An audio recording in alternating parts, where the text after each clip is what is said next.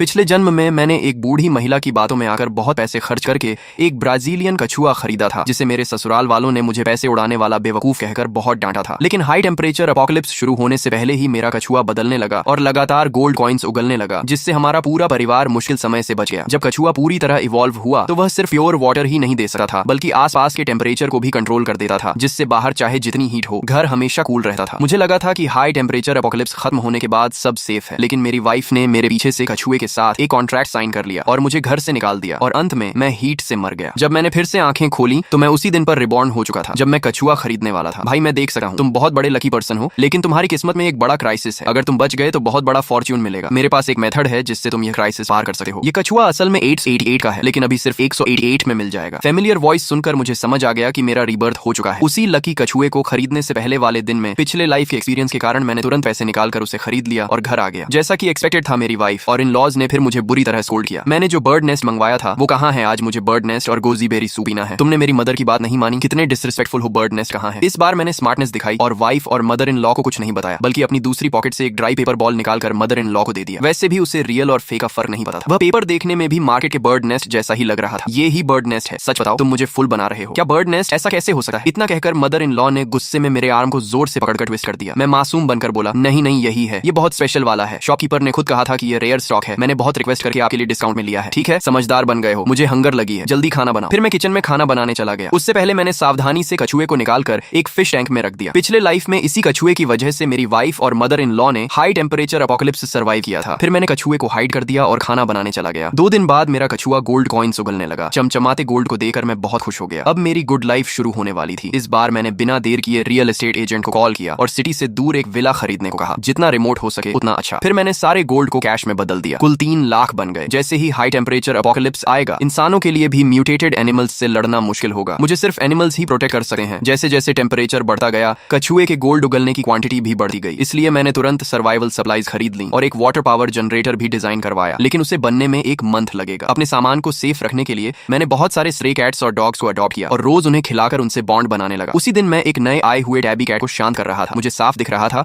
कि वह जल्द ही म्यूटेट होने वाला है और जल्दी ही उसकी इंटेलिजेंस अवेकन हो जाएगी। मैंने एक प्लेट में फ्रेश मीट रखा और तभी सामने वाले घर का ओल्ड मैन आ गया। वह मुझसे हमेशा फाइट करता था। पिछले लाइफ में भी वही मेरी वाइफ के कान भरकर मुझे घर से निकलवाने का रीजन बना था और मुझे हीट से मरने दिया था। इस बार उसने मुझे इतने अच्छे मीट से कैट को खिलाते देखा तो वह एंग्री हो गया। इतना अच्छा मीट एनिमल्स को दे रहे हो, पागल हो क्या? तू पागल है? ओह, अब रिप्लाई भी देने लगा, इसीलिए तेरी मदर इन लॉ तुझे फुल कहती है। इतना कहकर वह चला गया और मेरा फेस वाइट पड़ गया। वह फिर से कंप्लेंट करने गया था। वह मेरी वाइफ का फर्स्ट लव था और बाद में मदर इन लॉ ने उससे रिजेक्ट कर दिया था, जैसा कि एक्सपेक्टेड था। मेरी वाइफ और इन लॉज तुरंत आ गए और मुझे क्वेश्चन करने लगे। मेरी वाइफ ने कैट का बाउल पलट दिया और बोली, इंसान को ठीक से फूड नहीं मिल रहा और तुम कैट को खिला रहे हो। निकम्मे आदमी, क्या तुम चाहते हो मैं तुम्हें मारूं? उसकी मुठियां बारिश की तरह मेरे ऊपर बरसने लगी। वहीं जी बोधा आग में घी डालते हुए बोला, अगर मैं तुम्हारे घर का दामाद होता तो इतनी अच्छी मीठ जानवरों को कभी ना खिलाता। मैं तो इससे अपने सास ससुर की सेवा में लगाता। ये सुनकर सास बहुत खुश हुई। वो जी बोधा को जितना देखती उतना खुश होती और मुझे देखकर उतना ही चिढ़ जाती। फिर बोली, काश मेरी बेटी की शादी उसी से हुई होती। तुम्हारा क्या फायदा? मेरी आंखों में नफरत भरती जा रही थी। ये लोग ज्यादा दिन जिंदा नहीं बचेंगे। मैं इन्हें जरूर सबक सिखाऊंगा। उस मारपीट के बाद मैं और सावधान होकर कॉलोनी में स्ट्रे कैट्स और डॉग्स को खाना खिलाने लगा। आखिर मेरी लगातार मेहनत के बाद कई जानवर मेरे करीब हो गए। इसी बीच तापमान धीरे धीरे बढ़ने लगा। शुरुआत में तापमान सिर्फ 30 डिग्री था, लेकिन तभी से पूरा परिवार परेशान हो गया। कोई घर से बाहर निकलना नहीं चाहता था। फिर लगातार 1 हफ्ते तक गर्मी बढ़ती रही और कम होने का नाम नहीं लिया। तब लोगों को एहसास हुआ कि कुछ बहुत गलत हो रहा है। एक्सपर्ट्स ने एनालिसिस करके बताया कि धरती अब हाई टेम्परेचर एपोकलिप्स में प्रवेश कर चुकी है। रिसर्चर्स ने पाया कि कई जीव म्यूटेट होना शुरू हो गए हैं। उन्होंने कहा, अगर इंसान इस एपोकलिप्स से बच गया तो सिविलाइजेशन एक नए लेवल पर पहुंच जाएगी। न्यूज में लोगों को ज्यादा से ज्यादा सामान जमा करने को कहा गया, जिसके कारण खाने की भारी कमी हो गई। अब 1 किलो अनाज 1 किलो सोने जितना कीमती हो गया था। ऊपर से घर में मैं भी था, जिसे वो मुफ्तखोर समझते थे। इसलिए सास ससुर मुझे और नापसंद करने लगे। चाहे मेरी गलती ना हो, सिर्फ खाना बनाते समय भी मुझे डांट पड़ती। तभी पत्नी का पहला प्यार जी बोधा हमारे घर आया। उसके घर में खाना खत्म हो चुका था और वो बेचारगी से मेरी पत्नी को देख रहा था। पत्नी ने तुरंत उसे अंदर बुला लिया और बोली, चिंता मत करो, हमारे घर में अभी काफी खाना है। घर में एक और इंसान बढ़ते ही सास ससुर नाराज हो गए, लेकिन पत्नी से कुछ कहने की हिम्मत नहीं हुई, इसलिए इशारों में मुझे बोलने को कहा। मैं डरते हुए पत्नी के पास गया और बोला, रुयान, हमारे पास इतना खाना नहीं कि एपोकलिप्स निकल जाए। एक आदमी बढ़ेगा तो एक पेट और बढ़ेगा। चाहे तुम अपनी ना सोचो, लेकिन सास ससुर के बारे में तो सोचो। मेरी बात खत्म होते ही पत्नी ने मुझे लात मार दी और बोली, तुम उसकी बराबरी कर सकते हो? तुम हो क्या आखिर? मैंने ठंडी हंसी छोड़ी, लेकिन चेहरे पर कुछ जाहिर नहीं होने दिया। फिर जी बोधा के पीछे पीछे कमरे में गया ताकि उसकी सेवा कर सकूं, लेकिन उसने मुझे रोक दिया। वो मेरे सामने ही खुद को इस घर का असली दामाद बताकर पत्नी से बोला, घर में खाना कम है, फिर भी इस निकम्मे को पाल रखा है, ऊपर से ये बहुत खाता भी है। मेरी मानो तो इसे घर से निकाल दो। उसकी बात सुनकर पत्नी और सास ससुर सच में सोचने लगे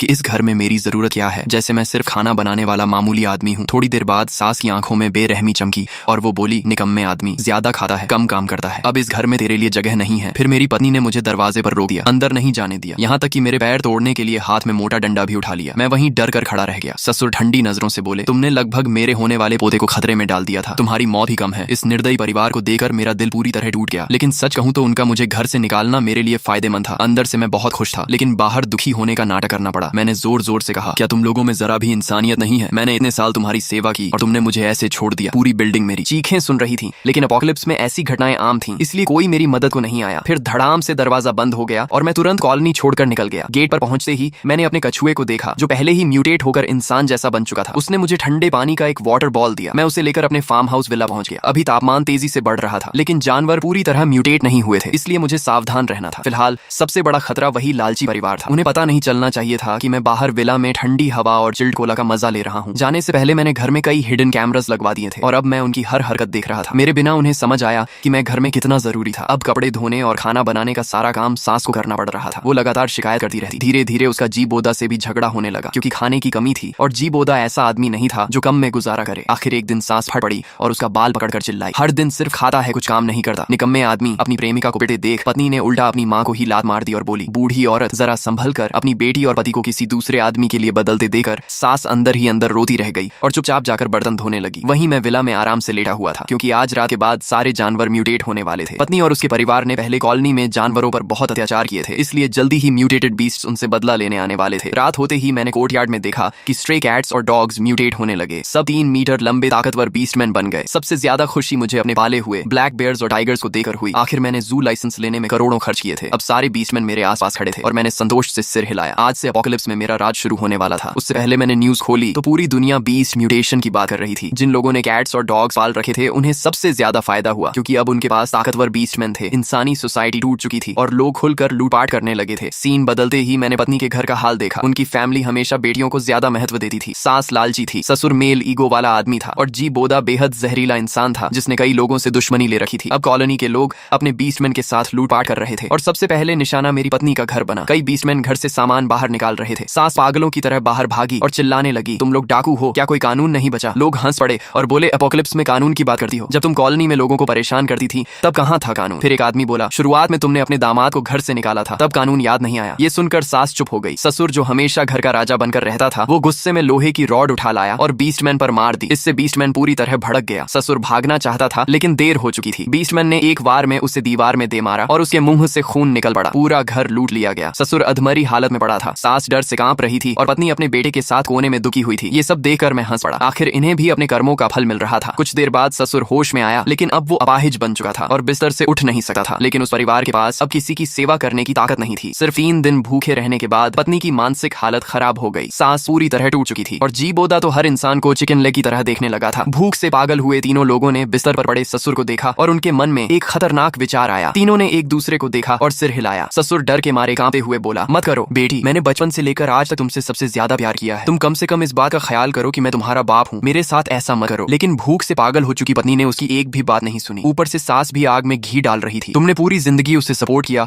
अब उसका ऐसा मरना भी सही ही है। पत्नी ने भी सास की बात का साथ देते हुए सिर हिलाया। अरे पापा, आप आराम से मर जाइए। और उसी समय मैं शहर के बाहर बने लग्जरी विला के असली लेदर वाले सोफा पर आराम से लेटा हुआ था। मेरे सिर के ऊपर सेंट्रल एसी से निकलती 20 डिग्री की ठंडी हवा चल रही थी। मेरे सामने लगी विशाल स्क्रीन पर हिडन कैमरा के जरिए लियू परिवार का एक दूसरे पर टूट पड़ने वाला पूरा सीन 360 डिग्री एंगल से बिना किसी ब्लाइंड स्पॉट के लाइव चल रहा था। मेरे हाथ में बर्फ से भरा एक गिलास था जिसमें फिजी ड्रिंक डली हुई थी और मैं बर्फ के ग्लास से टकराने की साफ टनटनाहट सुनते हुए अपने होंठों पर ठंडी मॉकिंग स्माइल ली बैठा था। पिछली जिंदगी में यही निर्दयी लोग मेरे रिसोर्सेज छीनने के लिए बिना किसी दया के मेरे साथ भी बिल्कुल ऐसा ही कर चुके थे। उन्होंने मुझे बेरहमी से घर से बाहर निकाल दिया था ताकि मैं बाहर 60 डिग्री की गर्मी में तड़प तड़प कर मर जाऊं। अब वही जंगल का कानून वाला नरक आखिरकार उनकी जिंदगी में आ चुका था। लेकिन मैं जानता था कि ये अभी सिर्फ शुरुआत है। उनकी असली तबाही अभी बाकी थी। मैंने आराम से सीसीटीवी बंद किया और सोफे से उठ खड़ा हुआ, क्योंकि अब मेरे सामने एक और बड़ा प्रॉब्लम खड़ा हो चुका था। जैसे जैसे तापमान बढ़कर 65 डिग्री पार कर रहा था, पूरी दुनिया में म्यूटेंट एवोल्यूशन बहुत तेजी से बढ़ने लगा था। मैं विला की बड़ी ग्लास विंडो के सामने खड़ा होकर बाहर अपने कोर्टयार्ड को देख रहा था, जहां मेरे पाले हुए सारे स्ट्रे एनिमल्स अब पूरी तरह बीस्ट फॉर्म में बदल चुके थे। जो बिल्ली पहले हड्डियों का ढांचा लगती थी,